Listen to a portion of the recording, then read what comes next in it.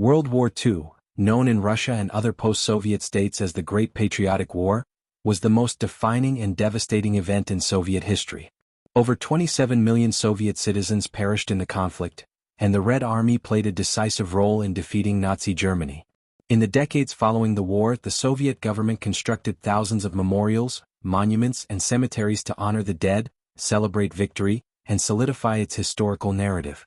Today, these Soviet World War II memorials stand at a crossroads. Revered by some, neglected or removed by others, their fate reveals deep political and cultural divisions across the former Soviet sphere and beyond. Are they forgotten relics of a collapsed empire, or still celebrated symbols of resistance and sacrifice? A legacy of monumental remembrance. Soviet war memorials range from modest plaques in villages to colossal architectural statements. Some of the most iconic include the Motherland Calls in Volgograd, formerly Stalingrad, a towering statue commemorating the pivotal battle. The Soviet War Memorial in Treptower Park, Berlin, honoring 5,000 Red Army soldiers who died during the Battle of Berlin. The Monument to the Heroic Defenders of Leningrad, in St. Petersburg, which honors the victims and survivors of the city's 900-day siege. These monuments were not just about mourning the dead, they were powerful instruments of state ideology. They symbolized Soviet heroism, unity, and the triumph of communism over fascism. Russia. Celebration and state identity. In Russia, Soviet World War II memorials are largely celebrated and protected. The victory in 1945 remains a cornerstone of Russian national identity.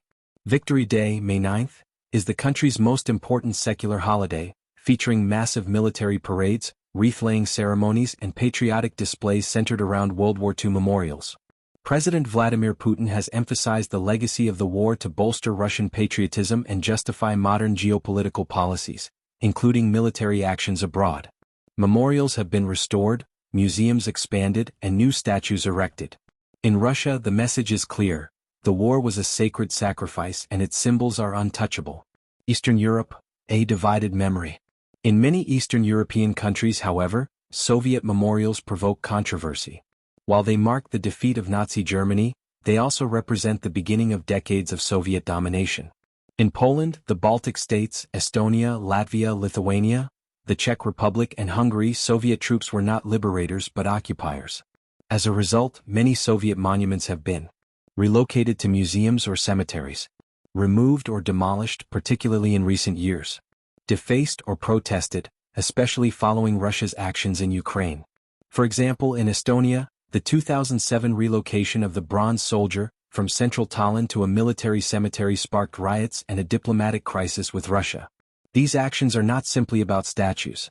They reflect deep national debates over history, identity, and sovereignty. Ukraine.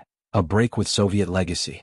Nowhere has the reassessment of Soviet memorials been more dramatic than in Ukraine, especially since the 2014 annexation of Crimea and the full-scale Russian invasion in 2022. Ukraine has embarked on a policy of decommunization, removing Soviet symbols and renaming streets, cities, and monuments.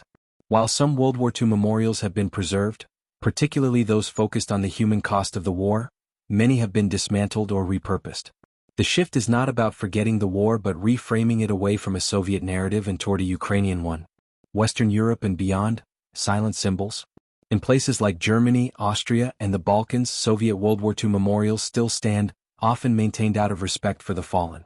In Berlin, the Red Army monuments remain protected by treaty, although they are occasionally vandalized.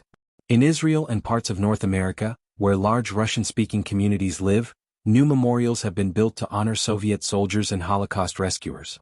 These are often privately funded and celebrated within immigrant communities. Remembered, rejected, or reinterpreted.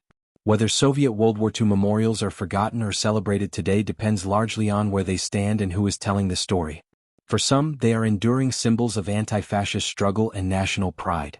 For others, they are relics of occupation and repression.